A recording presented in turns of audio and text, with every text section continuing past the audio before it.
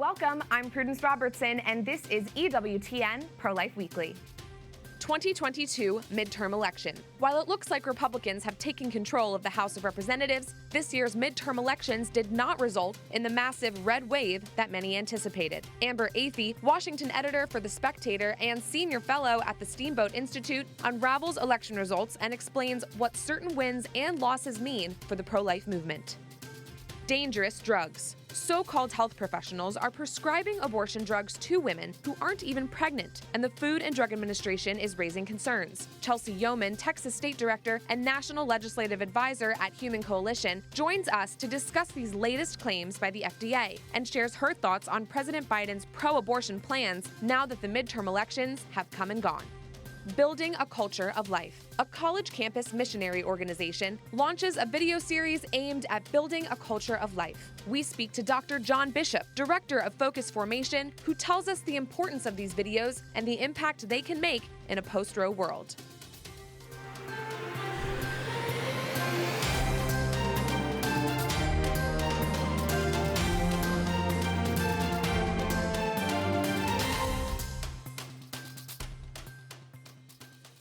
It's been 2 days since the midterm elections, and while some races are still too close to call, it seems that the red wave many expected turned out to be more of a ripple. Republicans will likely win back the House, unseating pro-abortion Nancy Pelosi as Speaker. Pro-life J.D. Vance in Ohio and Marco Rubio in Florida both secured Senate seats. Adam Laxalt in Nevada is expected to unseat pro-abortion Catherine Cortez Masto.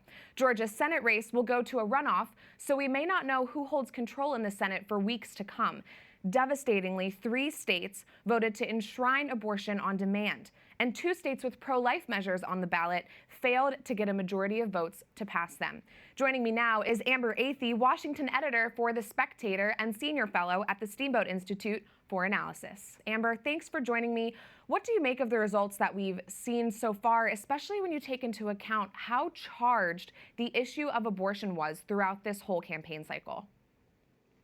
Yeah, I think, frankly, everyone on the GOP side really underestimated just how galvanizing of an issue that this was. Because when we saw polls before the election, we saw that voters consistently did not rank abortion as a top 5 issue. They rated things like inflation, the economy, crime, and even the border ahead of abortion. However, when you look at the exit polls from Election Day and the early voting, of course, as well, abortion was second only to inflation. So what that tells us is that the left and the pro-abortion activists are incredibly motivated by abortion, and that led them to show up at the polls far more than anyone expected. Yeah, and we were, of course, tracking what was happening in battleground states very closely over the past few weeks. And while pro-life candidates succeeded in states like Ohio and Florida, they failed to pull out a win in Pennsylvania, and Arizona is looking pretty iffy at this point as well.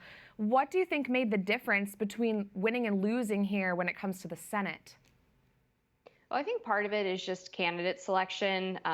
For what it's worth, I think Blake Masters is a great candidate, and it looks like he still potentially has a chance.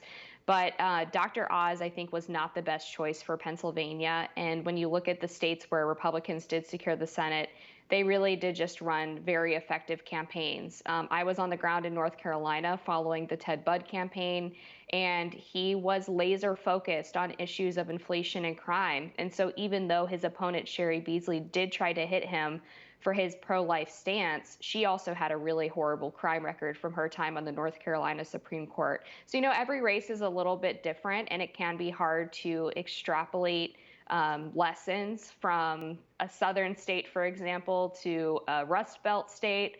But I think overall, the biggest factor that hurt Republicans in some of these swing states is the share of the vote that was coming from Gen Z. I mean, youth voters really outpaced everyone's expectations, and they broke 70% towards Democrats. So it's really hard to overcome something like that. And that's not something that any pollster on the GOP or Democratic side anticipated happening because it's so ahistorical. Yeah, that's a really good point. And, there's a lot of discussions about this among conservatives. I want to get your thoughts. Overall, do you think championing a pro-life position in this cycle was a liability or an asset? Or did it really just depend on where you were running, as you're alluding to? Right. I think it depended on where you were running because if you compare Michigan to Kentucky, for example, both of those states had abortion measures on the ballot. In Kentucky, it was voting for a constitutional amendment that would say that women did not have a right to an abortion. And that failed just by 51%. Whereas in Michigan, a pro-life measure failed way more significantly. And that's just because the electorate happens to hold much different views on that issue. Kentucky is a lot more religious than Michigan. And so every state's a little bit different on abortion. Every candidate has a slightly different message. But just this environment, I think, with Roe v. Wade being overturned so shortly before the election did make things more difficult for pro-life candidates. Because even if you go back to just 2021 in Virginia, when Governor Glenn Youngkin won his upset against former Governor Terry McAuliffe spent a large amount of that campaign talking about Glenn Youngkin's position on abortion because he is pro-life. And yet that didn't factor heavily into the race just because abortion wasn't really at top of mind like it is now after that Supreme Court decision. And explain to me a little bit more about these ballot initiatives and what your take is. Now, California, Michigan, and Vermont voted to enshrine abortion rights in their constitution. And that wasn't too surprising. Those states are very pro-abortion. But these pro-life leaning states, Montana and Kentucky, whose voters failed to pass ballot initiatives that were designed to protect unborn babies. I mean, what went wrong in these two states, and what does it say about where our country is headed on this issue? Yeah, I think just when we look at the general electorate, even in states that tend to be more pro-life, what you typically hear from people is they don't like all or nothing measures. They prefer maybe a 15-week ban or a heartbeat bill, these types of measures, because they're mostly concerned about what happens in the case of a mother's life being threatened or rape or incest. And I think there's a lot of misinformation coming from the media on these issues. Right after Roe v. Wade was overturned, we heard a lot from the left-wing media claiming that women were going to be penalized for having miscarriages, or if they had a life-threatening situation or an unviable pregnancy, that they would be punished and accused of having an abortion. And so I think voters maybe had that on their mind when they look at whether or not abortion is going to be outright banned. They don't think about whether or not exceptions are included. So that would be, I think, the biggest reason why those measures failed. But moving forward, I think it doesn't, bode well for society, just in terms of, obviously, we want to end the murder of children. And if we can't get the voters on our side, that's a huge problem. But I do think that this will re-energize the pro-life movement and hopefully lead them to getting creative and working even harder to inform voters and to try to spread that message of love. So I view this more of an opportunity than as a setback. Well, I appreciate your take on that and for all of your great analysis. Thanks so much for joining me, Amber Athey of The Spectator. To continue the discussion, we are joined now by Marilyn Musgrave, Vice President of Government Affairs at Susan B. Anthony Pro-Life America. Marilyn, thanks for joining me. Want to get your reaction to these election results. With a hopeful pro-life majority in the House, but perhaps not the Senate, how do you expect pro-life legislative battles to play out?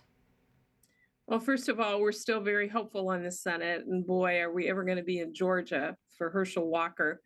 And while the night didn't go as well as we had expected, what we'd hoped for and prayed for, what I really know is that the candidates who found their footing on the life issue and were able to stand up and attack the extremism of the other side did very well. It was a seismic shift when the Dobbs decision came down. That was 2/3 into the election cycle. So a lot of pro-life Republicans just didn't want to talk about it. That did not go well. But those like J.D. Vance and others that stood up and clearly pointed out abortion on demand up to the moment of birth was what the opponent stood for. They fared very well. Yes. And one thing that hasn't been spotlighted as much, but is worth pointing out, is that many governors who signed very strong pro-life protections into law right after Roe versus Wade fell enjoyed pretty easy victories on Tuesday night. I'm thinking of states like Ohio, New Hampshire, Florida, and Texas. How much did their strong stance on life in those days right after the fall of Roe impact what happened this week? Well, they stood strong and they stayed in there. Governors like Mike DeWine won by 26%. DeSantis by 20. DeSantis did 15 weeks. DeWine did heartbeat.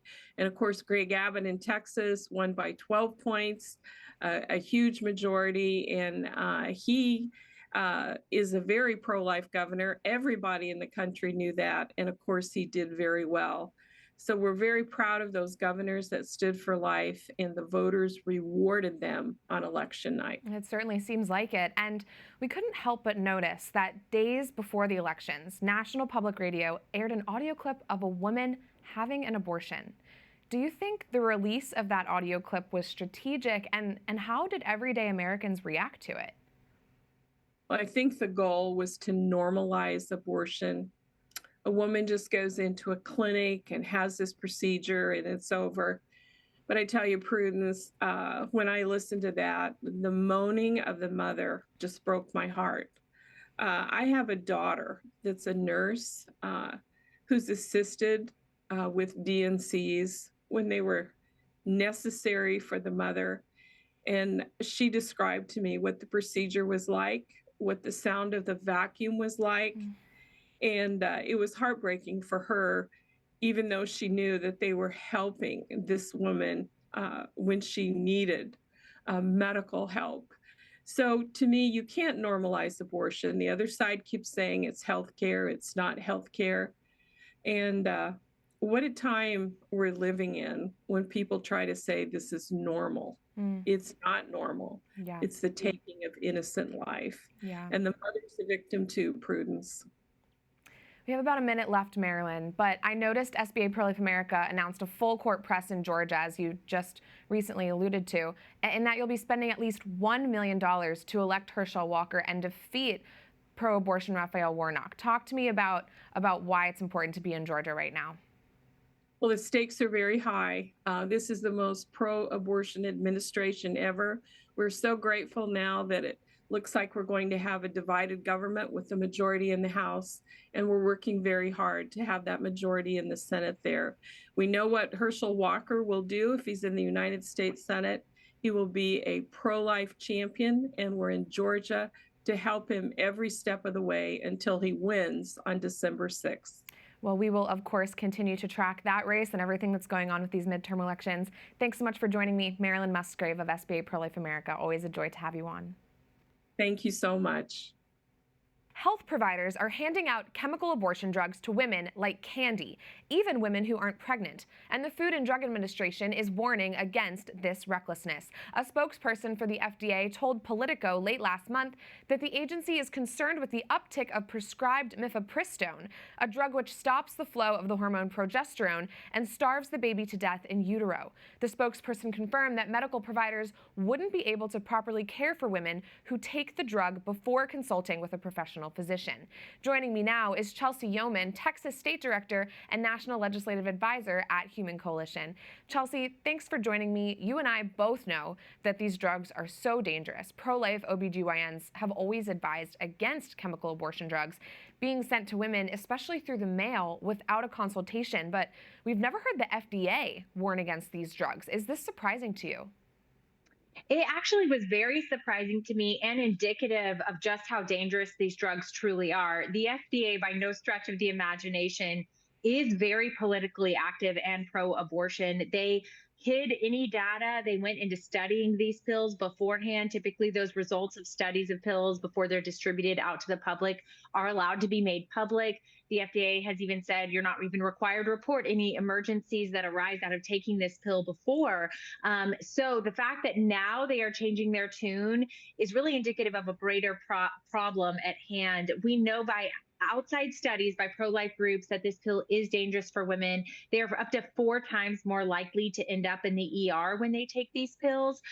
Risks of things like hemorrhaging, if they don't know how far along they are. It's frankly medical malpractice to not take certain precautions for these women and on their behalf before you distribute these pills. And so these are some disturbing trends. And if the FDA is telling us we need to be concerned, we need to be concerned. Right. And thank you for pointing out the negligence allegiance in the history of the FDA. That's very important for people to know. According to the Guttmacher Institute, over half of all abortions in the U.S. are attributed to chemical abortion drugs at this point. So does it surprise you that there are so-called medical professionals who are prescribing abortion drugs to people who aren't even pregnant? Why are they doing this? We know, how extreme that the pro-abortionists are. They want abortion on demand through the third trimester, even. Many states allow third trimester abortions up until the point of birth. So make no doubt that these types of doctors are very committed to abortion. It is a money-making machine for them. This is a multi-billion-dollar industry we're talking about. And so we have to be very concerned for women. We at Human Coalition serve women who are seeking abortion and give them alternatives. We give them holistic care and help and resources, really whatever they need. And we will have women who go on to decide to have an abortion, and they will call us mid-abortion after taking these pills saying, I had no idea how bad this was going to be, or maybe having in a medical emergency where we need to get them to the ER because they're not told about this procedure. They're told, and I quote, it's as easy as taking an aspirin. And you and I both know that that's not true. So much for giving women real information and real knowledge so they can make informed decisions, right? So this is important to get this message out there for women to understand. It's a dangerous procedure. It's a traumatizing procedure. And you should be wary of doctors who are willing to prescribe it like that. Right. And Chelsea, what can you tell us about these abortion drug rings on the southern border? We've been hearing that, much like with the fentanyl crisis, people are smuggling expired, non-labeled abortion drugs into the U.S. and distributing them to women everywhere. What else do you know about this? Well, we know that you're absolutely right. That's happened. They're being very public about this. There are all these aid groups getting the pills everywhere. There's even an organization that got a boat and put it in the Gulf of Mexico, and they literally ship women to the boat for abortions. And we just need to be wary of these practices because they are dangerous for women. We have a fentanyl crisis. We don't know what's in the pills. Those pills are not FDA approved or reviewed. So this is a dangerous practice. But beyond that, I think we need everybody to understand who's involved in this, that these are federal crimes you're committing. It is currently illegal under federal law, post-Dobbs, those pre-Roe statutes, re-engage guys. And that's federal crime to mail abortion substances.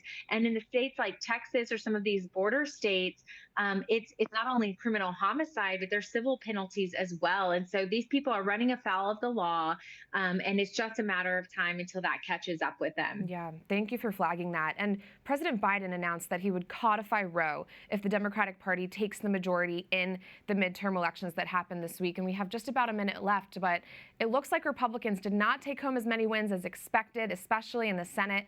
Given this, where do you think our country is headed, especially when it comes to legal protections for the unborn? Well, we need to protect life.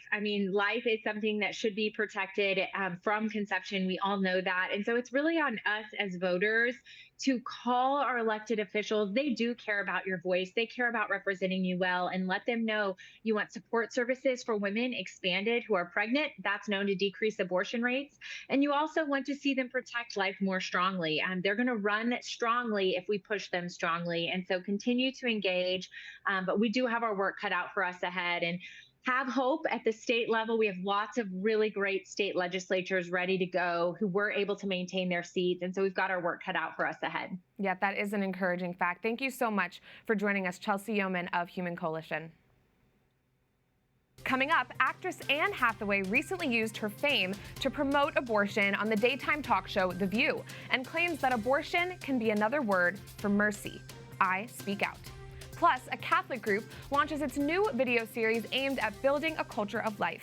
We're joined by one of the leaders of the group who shares how to approach conversations boldly and advocate for the truth.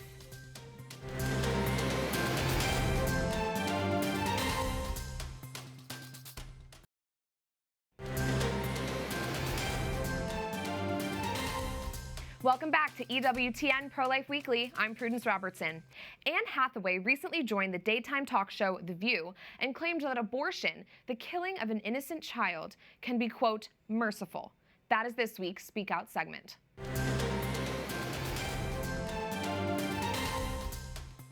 Recently on The View, a show which is hosted by some very out-of-touch pro-abortion women, Anne Hathaway said, quote, "Abortion can be another word for mercy." Take a listen to what else she had to say. When you are a young woman starting out your career, your reproductive destiny matters a great deal. I think about it all the time. I think we all think about it all the time, and what its implications are, and what it means to live in a country that puts us in this position. Again.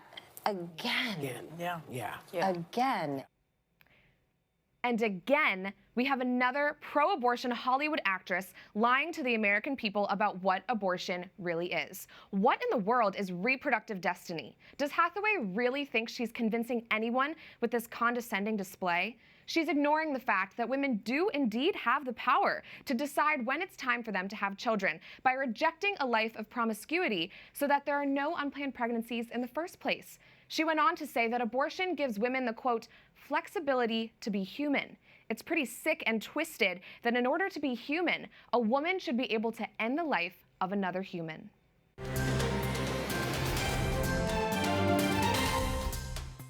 The Fellowship of Catholic University Students, more commonly known as FOCUS, has a mission to evangelize to college and university students.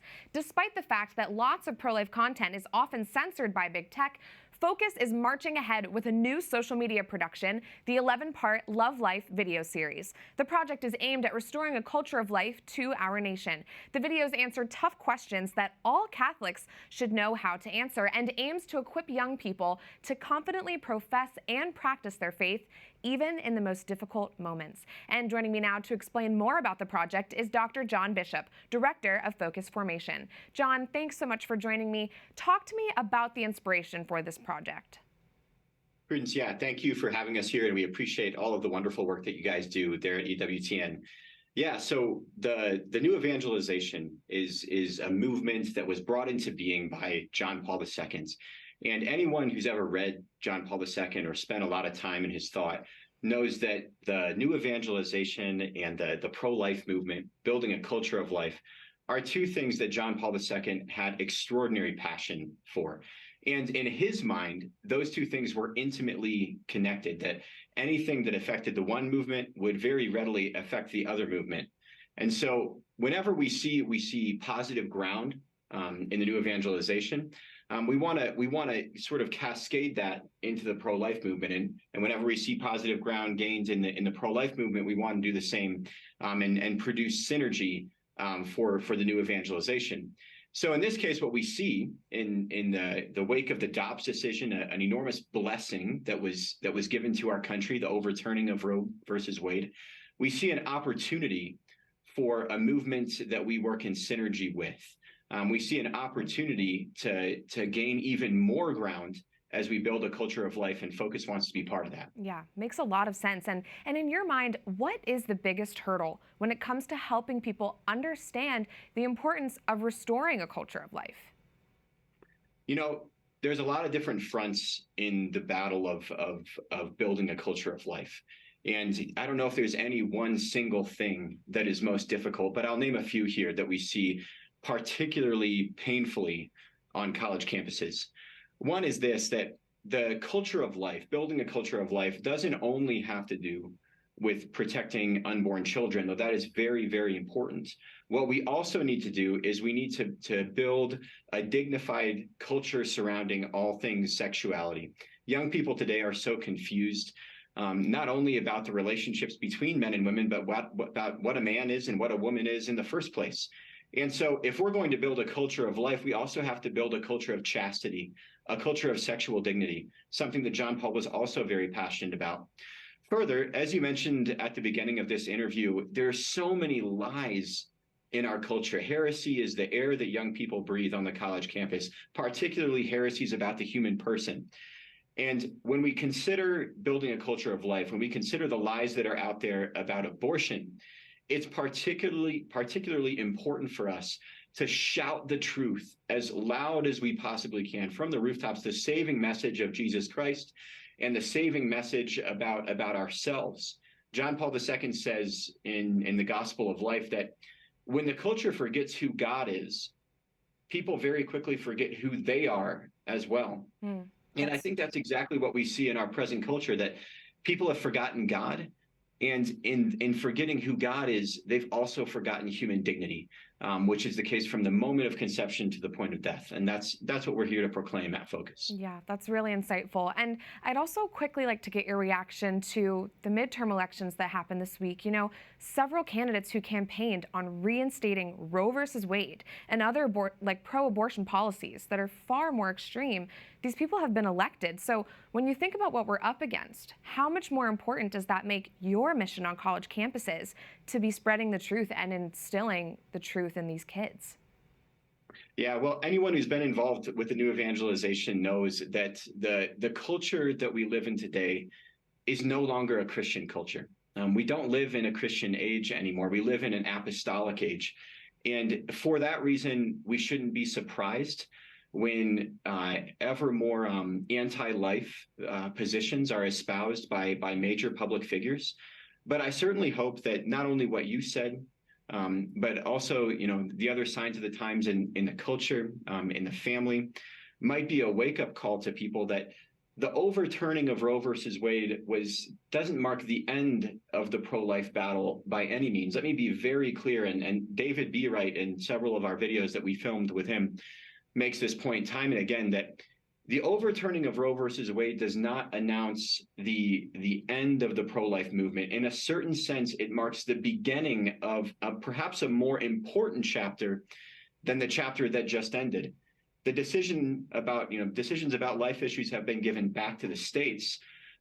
It's now time to dig our heels in. It's now time to throw our weight into the battle even more than we did before. And that's one thing that these videos say over and over again. It's a call to young people to be courageous and to joyfully enter into this battle to build a culture of life, to accompany women in crisis pregnancies, and to do everything that we can to build a nation that is friendly to people at all stages of human development. Well, we encourage everybody to check out these videos. They're very insightful, very educational. And thank you so much for all the work that you do, Dr. John Bishop of Focus. Thanks so much. That does it for this edition of EWTN Pro-Life Weekly. I'm Prudence Robertson. Until next time, we'd love to hear from you. Find us on social media at EWTN Pro-Life on all social media platforms. Twitter, Facebook, Instagram, we're there. You can also send us a message by emailing Pro-Life Weekly at EWTN.com. We love to hear from you. Remember, life is a gift. Your life is a gift. God bless.